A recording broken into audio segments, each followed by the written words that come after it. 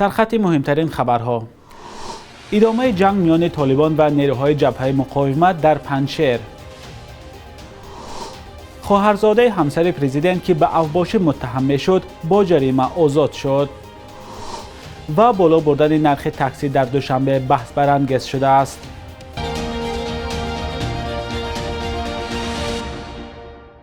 درود بیننده عزیز آزادی، خوش آمدید به برنامه نوید بامدادی. شب گذشته هم دره پنجشیر آرام نبود. نیروهای طالبان که از 4 طرف این دره را احاطه کردند، ظاهرا تلاش دارند از راه زوری پنجشیر را تصرف کنند. یکی از رهبران طالبان روز 1 سپتامبر در پیام صدایی گفت مذاکرات با پنجشیر نتیجه نداد. امیرخان متقی در نوار صوتی از رزمندگان جبهه مقاومت ملی با رهبری احمد مسعود خواست که سلاح‌های خود را به زمین گذارند.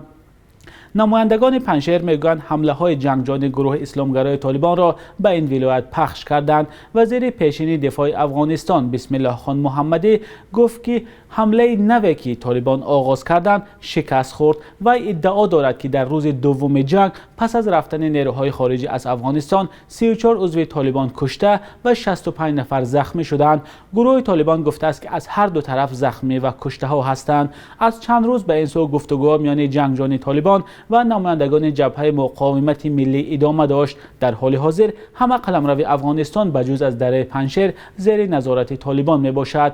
علی میثم نظری سخنگوی جبهه مقاومت شب گذشته در صحبت با تلویزیون فارسی BBC گفت جنگ‌ها میان نیروهای آنها و طالبان 72 ساعت است که ادامه دارد. نظری گروه طالبان را به ویران کردن سازش درباره حمله نکردن به یکدیگر متهم کرد و گفت که طرف مقابل نیت جنگ دارد و می‌خواهد که همه مردم افغانستان تابع یک گروه باشد.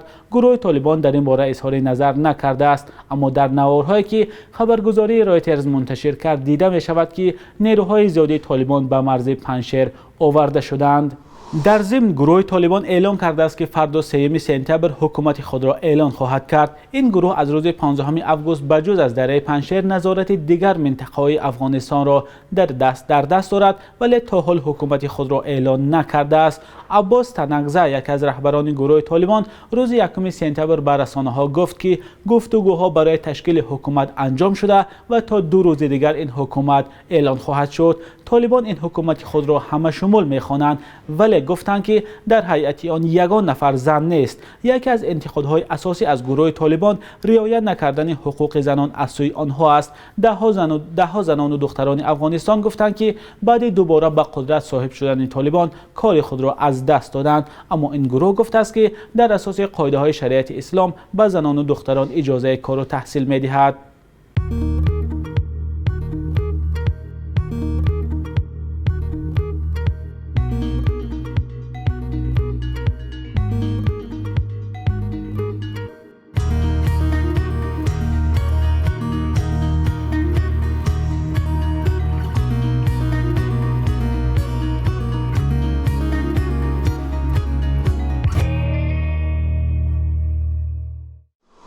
امرالدین نقشوف مدیر کارخانه استخراج طلای نقش و خواهرزاده همسر پرزیدنت تاجیکستان که به اوباش متهم شد با پرداخت جریمه از جوابگری آزاد گردیده است. نقشوف و 9 همراهش را به آن گناهکار دانستند که شام 16 می امسال در مرکز ناحیه دنغره کارمندان شرکت مینوفارم را زدند. این افراد هیچ وقت درباره حادثه چیزی نگفتند، ولی رهبریت شرکت مینوفارم در نامه به رادیوی آزادی آنها را بیگناه دانسته بود. حکم امرالدین نقشوف و همراهانش آخر ماه ایول صادر شده، جزئیات آن تازه دسترس رادیوی آزادی گردید. یک منبع در دادگاه ناحیه دنغره با شرط ذکر نشدن نامش روز 1 سپتامبر به رادیوی آزادی گفت نقشوف باز به سپردن 60,000 سومان جریمه وظیفه دار شد. معلوم نیست که او پول را سپرده است یا نه. به قبل مصاحبه ما 5 همراه او برای اشتراک در زنازنی و رسانیدن ضرر وزنین به سلامتی از 3 تا 5 سال حکم گرفتند. همصحبت رادیوی آزادی گفت با احتمال زیاد این افراد نیز بر اساس قانون عفو که قرار است 6 سپتامبر قبول شود آزاد گردند. رمضان رحیمزاده وزیر کارهای داخلی تاجیکستان در اول ماه آگوست ضمن نشست خبری از اعلان حکم نسبت نقشوف را تصدیق کرد، اما تفصیلات نداد. مقامات گفته بودند که امرالدین نقشوف پس از زنازنی فرار کرده است، اما پس از 10 روز حادثه روز 27 می وزارت کارهای داخلی خبر داد که او با خواهش خود به شعبه کارهای داخلی ناحیه دنغره آمده تسلیم شده است. خدمات ضد انحصاری تاجیکستان گفته است بالا بردن نرخ تاکسی در دوشنبه با آنها موافقت نشده است. هفته گذشته چند شرکت مسافرکشانی نرخ استفاده تاکسی را در دوشنبه بالا بردند. تا این وقت تاکسی ها برای 3 کیلومتر اول 10 سومانی و بعداً برای هر کیلومتر 2.5 سومانی می گرفتند. اکنون مسافران برای 2 کیلومتر اول 10 سومانی و بعداً برای هر کیلومتر 3 سومانی پرداخت می کنند. شرکت ها دلیل بالا بردن نرخ تاکسی را به قیمت شدن سوزشواری ربط دادند. در یک ماه اخیر نرخ گاز مایع تا 9.5 سومانی و نرخ بنزین تا 11 سومانی رسید. راننده های تاکسی میگن اگر نرخ خدمت رسانی آنها بالا برده نشود کارشان ضرر آور می شود. اما مسئولین خدمات ضد انحصاری گفتند شرکت های مسافرکشانی بالا بردن نرخ تاکسی را با آنها موافقت نکردند. این نهاد در پاسخ به خبرگزاری آسیا پلاس گفته است که شرکت های خدمت رسانی تاکسی راهگیرا را غیر قانونی از پیش خود بلند کردند و آنها مسئولین را برای بررسی مسئله دعوت کردند. ازبکستان در رده‌بندی نیرومندترین ارتش دنیا در سال 2021 که از سوی گلوبال فایر کامپ نشر شده است یک زینه بالا به مقام 51 برآمده است. به اطلاع منبع ارتش ازبکستان در حال حاضر نیرومندترین ارتش آسیای مرکزی شمرده می شود و بیشتر کارشناسان هم این را تصدیق می کنند. قوه‌های مسلح ازبکستان در حال حاضر حدود 70,000 نظامی دارد.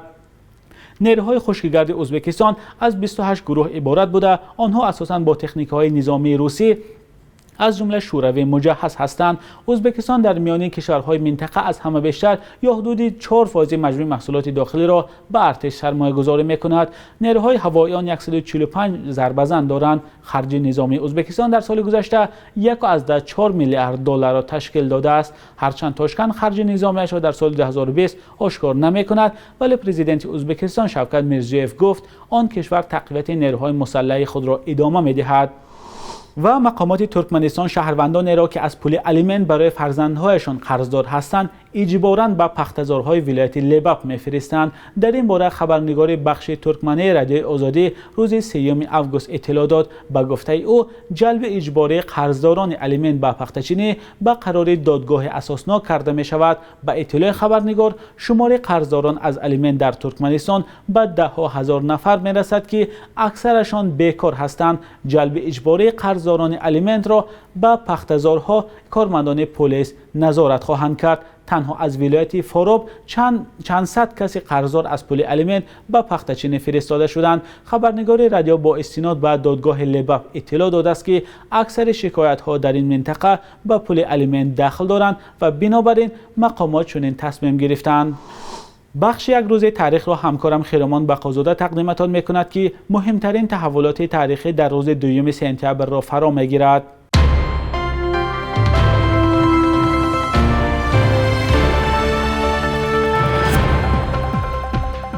دوم سپتامبر سال 2016 در 78 سالگی اسلام کریمов президенти خودکامه ازبکستان درگذشت. کریمов در 27 سال ریاست جمهوریش به یکی از رهبران با نفوذ منطقه آسیای مرکزی تبدیل شد. در دوره رهبری او روابط ازبکستان با همسایه نزدیکترینش تاجیکستان فوق‌العاده محدود شد و تاشکند مانع اجرای برخی طرح‌های مهم استراتژی دوشنبه گردید. در مراسم دفن کریمov در سمرقند پرزیدنت تاجیکستان امامعلی رحمان هم شرکت کرد. 2 سپتامبر سال 2015 کمیته بین‌المللی صلیب سرخ گفت بر اساس حساب‌های مقدماتی 1,500 شهروند تاجیکستان بی‌درک شده می‌باشند. اگر یک قسم کلان این نفران در دوره جنگ شهروندی سالهای 90 ناپدید شدند، 3-1شان در مهاجرت کاری در روسیه و دیگر کشورها بی‌درک گردیدند. 2 سپتامبر سال 2011 زادروزی نویسنده معروف تاجیک ساتیم‌الله‌زاده است که برای خوانندگانش در 86 سال عمر با زبان ساده و زیبا داستان‌های پردرد و خاطرمانی از کارنمایی‌های فردوسی و واسه اسیانگر نقل کرده است. زندگی خود این نویسنده خوشنام که بعد ترک اتحاد شوروی کردن پسرش مورد فشار ایدئولوژی قرار گرفت، داستانی پرشیب و فراز دیگر را میماند. اولوغزاده از تاجیکستان رفت و در مسکو درگذشت. قرب پول ملی تاجیکستان سومانی نسبت به دلار امروز نیز تغییر نیافت. ارزش روبل روسی کمی بالا رفته است.